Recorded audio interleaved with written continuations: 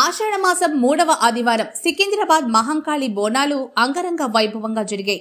లక్షలాదిగా భక్తులు బోనాలు సమర్పించి అమ్మవారిని దర్శించుకున్నారు.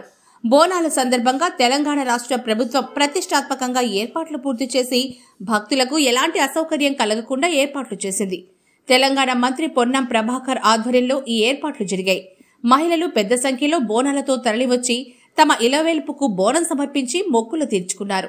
మాతంగి స్వర్ణలత భవిష్యవాణిని వినిపించారు. శివంటే శివునికి పేరు, నవంటే బ్రహ్మకు పేరు.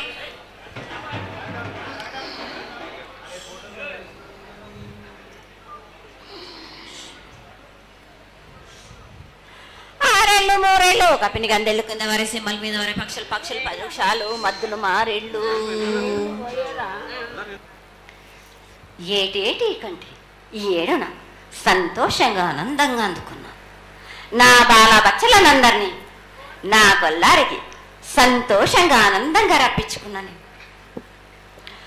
వాళ్ళు చేసిన పూజలన్నీ నేను ఆనందంగా అందుకున్నా. నేను ఎవరికి ఏ ఆటంకం లేకుండా చూసుకున్నాను కూడా. నేను ఏ ఆపద రాకుండా కూడా నన్ను కొలిచిన వారికి నిమ్మై నిలిసే మహంకాళిని.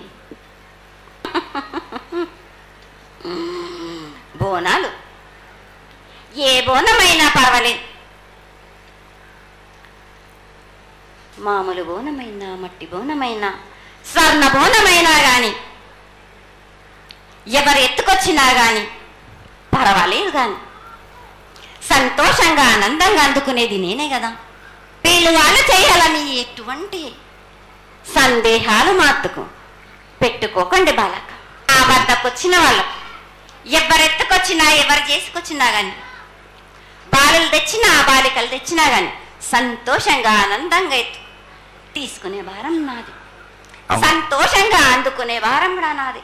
కోరినన్ని వర్షాలు ఉన్నాయి మీకు, పాడి పంటలు కూడా సమృద్ధిగానే ఉన్నాయి మీకు, ఎటువంటి లోటు లేదు మీకు. కానీ మీరు మాత్రం ఆనందంగా సంతోషంగా ఉండండి. ఎటువంటి అనుమానాలు పెట్టుకోకండి. నన్ను నమ్మిన వాళ్లకు నేను తప్పకుండా మీ కోరికలు తీర్చడానికి ఉన్నాను.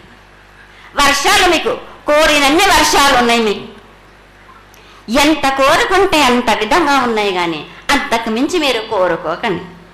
వర్షాలు సమృద్ధిగా కురుస్తాయని, పాడి పంటలతో తెలంగాణ కలకలలాడుతుంది అంటూ భవిష్యవాణి ద్వారా తెలిపారు. తనను దర్శించుకున్న ప్రతి ఒక్క భక్తుల కోరికలు నెరవేరుతాయని భవిష్యవాణి ద్వారా ఆశీర్వదించారు. ఆషాఢ మాసంలో జరిగే ఈ బోనాల ఉత్సవాలు తనకెంతో సంతోషాన్ని కలిగించాలని అమ్మవారి భవిష్యవాణి తెలిపింది. అంతకుముందు పోతురాజుల విన్యాసాలు భక్తులను విశేషంగా ఆకట్టుకున్నాయి. మంత్రులు, ఎమ్మెల్యేలు, ఎమ్మెల్సీలు అమ్మవారిని దర్శించుకుని మొక్కులు చెల్లించుకున్నారు.